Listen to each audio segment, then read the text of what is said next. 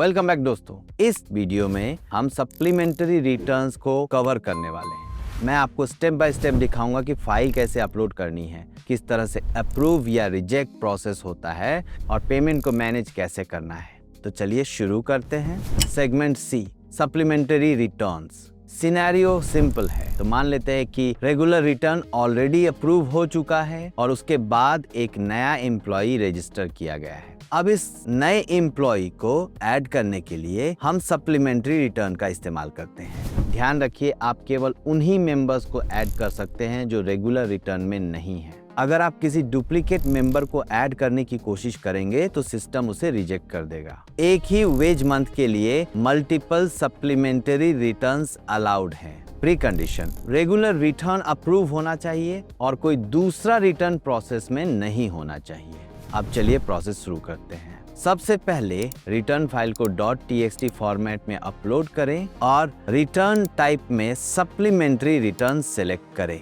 Contribution rate drop down से select की जा सकती है। अगर एम्प्लॉयर वैल्यूज को रीसेट करना चाहे तो रीसेट बटन पर क्लिक करके डिटेल्स दोबारा एंटर कर सकता है। सभी फील्ड सेलेक्ट करने के बाद अपलोड बटन पर क्लिक करें।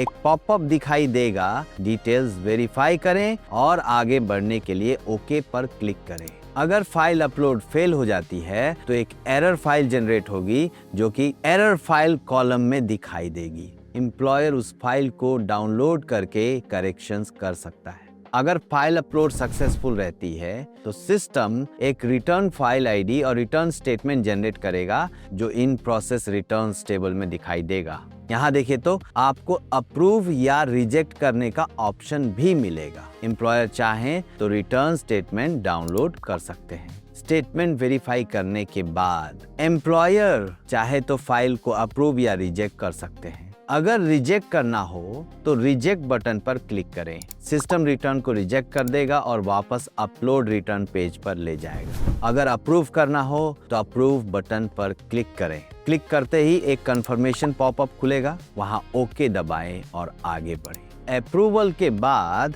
सिस्टम एक due deposit balance summary generate करेगा। इस पेज पर आपको दिखेगा return summary for wage month, total account wise summary और 7Q 14B समरी। अब अगर एम्प्लॉयर पेमेंट करना चाहता है तो वो फुल पेमेंट या पार्ट पेमेंट ऑप्शन सेलेक्ट कर सकता है due deposit balance summary page से।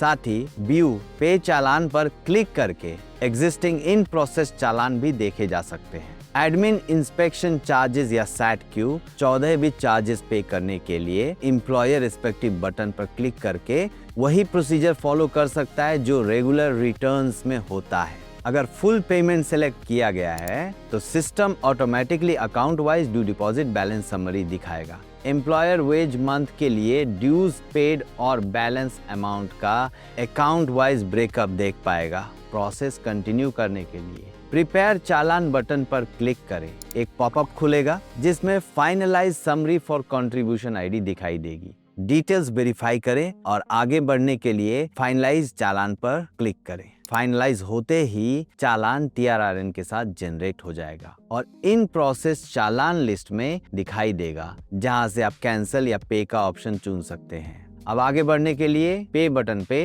क्लिक करें। सिस्टम अब चालान पेमेंट पेज पर ले जाएगा। एम्प्लॉयर यहाँ इंटरेस्ट, SAT-Q और डैमेजेस 14B अगर लागू हो सेलेक्ट कर सकता है। फिर बैंक को ड्रॉप डाउन से चुनकर पेमेंट कर सकता है। अगर किसी नए एम्प्लॉय को आपने देर से रजिस्टर किया है तो सप्लीमेंट्री रिटर्न अक्यूमुलेट होती जाएगी। इसलिए हमेशा बेहतर है कि एम्प्लॉयज को समय पर रजिस्टर किया जाए। तो दोस्तों, यही थी सप्लीमेंट्री रिटर्न विद पेमेंट्स की पूरी प्रोसेस। इसके अलावा मैंने रेगुलर रिटर्न और रिवाइज रिटर्न पर भी अलग अलग डिटेल्ड वीडियोस बनाए हैं, उन्हें भी जरूर देखिए। इसके साथ मैंने EPFO के नए री इंजीनियर्ड ECR 3 पर भी एक फुल प्रोसेस वीडियो बनाया है, जिसमें मैंने तीनों रिटर्न्स को कंबाइन करके स्टेप बाय स्टेप ट्यूटोरियल में पूरी डिटेल से एक्सप्लेन किया है, वो भी जरूर चेक करें। अगर आपको ये ट्यूटोरियल हेल्पफुल लगा हो तो वीडियो को लाइक, शेयर और सब्सक्राइब जरूर करें